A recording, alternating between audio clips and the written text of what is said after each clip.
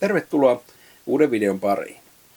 Tällä videolla käydään yhtä katselijapyyntöä läpi, eli aiheena isoviha.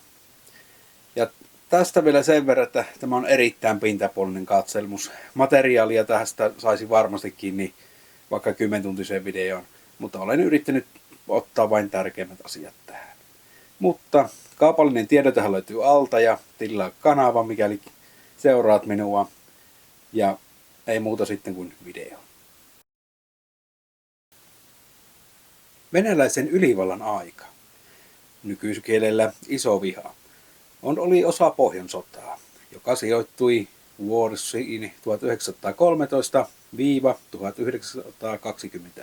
1913–1921.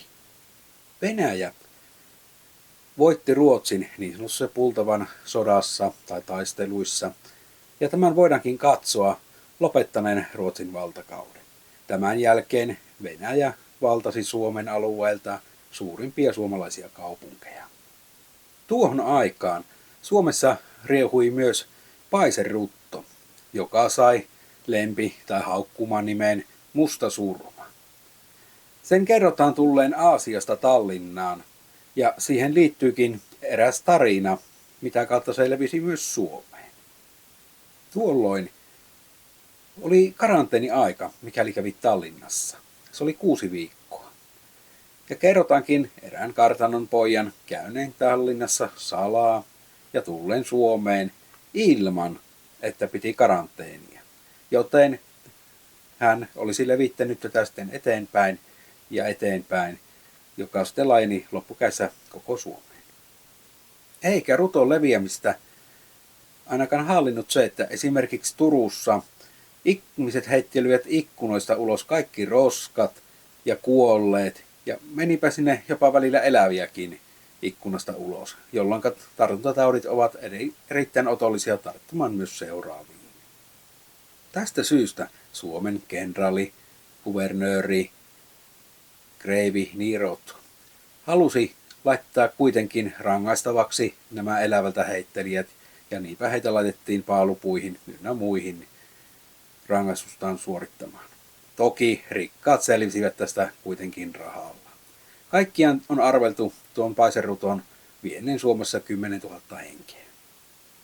Vuodesta 1714 Suomessa oli seuraavat 3 vuotta sotilashallinto.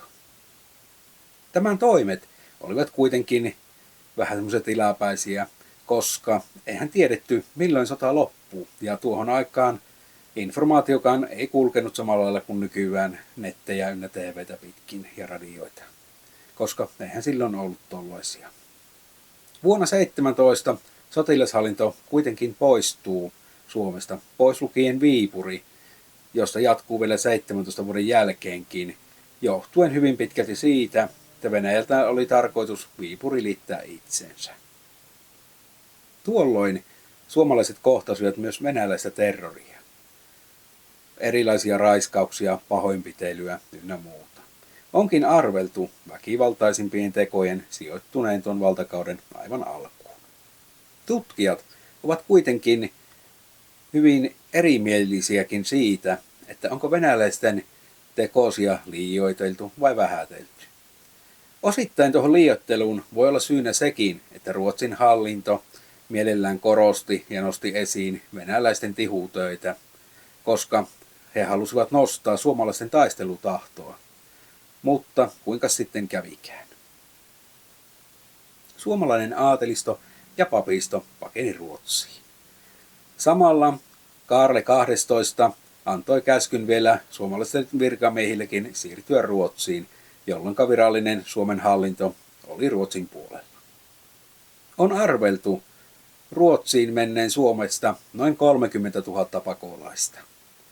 Toki köyhimmillä talonpojillahan ei ollut mahdollisuutta lähteä, joten he menivät piiloihin piilopirtteihinsä ja tulivat sieltä esiin tilanteiden sitten rauhoituttua.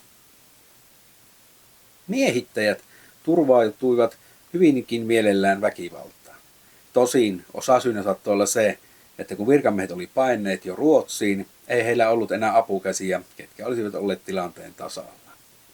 Ja venäläiset poltti käytännössä jokaista suomalaisesta kaupungista rakennuksia, joitain kaupunkeja jopa kokonaan maan tasalle. Suurin osa venäläisistä oli Länsi-Suomessa, ja he pitivätkin Länsi-Suomea kovassa otteessa. Toki siellä tuhojen tekoa varmastikin yrittiin vähän välttää, koska se haluttiin liittää Venäjään. Suurimmat siviilikuolematkin kärsi Pohjois-Pohjanmaa.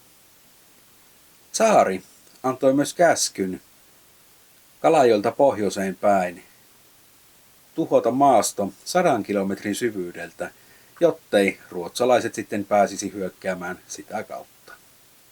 Suurin veriteko sattui syyskuussa 1714, kun 200 kasakkaa tappoi 800 siviiliä Hailuodossa.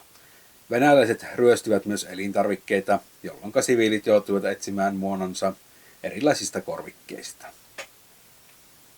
Venäläiset valtasivat alueita myös siten, että he kiersivät talosta taloon ja tappoivat kaikki kiertueellaan. On myös arvioitu venäläisten ottaneen suomalaisia vangeiksi ja sitä kautta orjiksi, jotka toimitettiin sitten venäläisille. On arveltu, että näitä orjia olisi kaikkiaan ollut 30 000. Suomessa toimi myös niin sanotusti sissijaostoja, jotka sitten eivät oikein pitäneet tästä venäläisten touhuista, ja he tekivätkin iskuja venäläisiä kohtaan. Toki venäläiset sitten kostivat nämä iskut, ja tämän takia niin myöskään kaikki suomalaiset ei pitäneet näistä sisseistä. Kesällä 17 Venäjän tsaari luopuu ajatuksesta hyökätä Ruotsiin. Niinpä Länsi-Suomeen tulee siviilihallinto, kuka on kuitenkin sotilashallinnon tiukassa ohjauksessa. Kenraalikuvernööriksi tulee kreivi Douglas, joka kuului Kaarle 12 henkivartioihin. Hän oli loikannut Venäjän puolelle silloin, kun Ruotsi hävisi viimeisen taistelun Venäjälle. On kerrottu Turun kuvernöörin hallinnon olleen identtinen sotilashallinnon kanssa, joten tähän ei tullut sitten kuitenkaan hirveitä muutoksia noin niin kuin perusasukkaan kannalta. Kenraalikuvernöörikunta koostui 5 niin sanotusta piiri- tai laamanikunnasta. Laamanikuntia johti laamanni, ja niitä olivat Helsingin, Hämeenlinnan, Porvoon, Porin, Turun ja Vaasan piirikunnat, joista Turun laamanikuntaa johti kenraalikuvernööri. Laamanneksi nimitettiin pääasiassa baltialaisia aatelisia, johtuen heidän kokemuksestaan ruotsalaisesta hallintojärjestelmästä. Laamanikunta jakautui normaalisti 3-6 piiri- tai kihlakuntaan. Pitäjän johdossa oli nimismies, jolle kuului erinäisiä asioita sitten hoidettavaksi, kuten veronkanto. Ja verojahan oli pakkotyöveroa ja rehuveroa ja viljaveroa. Ja tässä oltiinkin monta kertaa 2 tulen välissä, koska vouti kuka keräsi ei ollut hirmu pidetty, eikä se oli varmasti itselleenkään kovin mielenkiintoista, koska ihmiset usein luulivat, että se vetää itselleen, mutta toisaalta siellä oli myös venäläiset käsiojossa, millekä oli jotain toimitettavaa. Niinpä voisi sanoa, että voudit olivat puun ja kuoren välissä. Verorastien välttämiseksi venäläiset määräsivät ylöskantomiehet henkilökohtaiseen vastuuseen verotuloista, ja silloin tällöin tuomittiinkin sakkoja rangaistukseksi.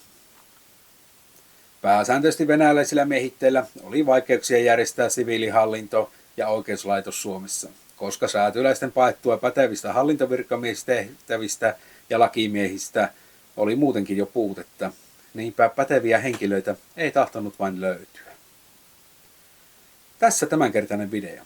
Kiitoksia kun katsoit sen.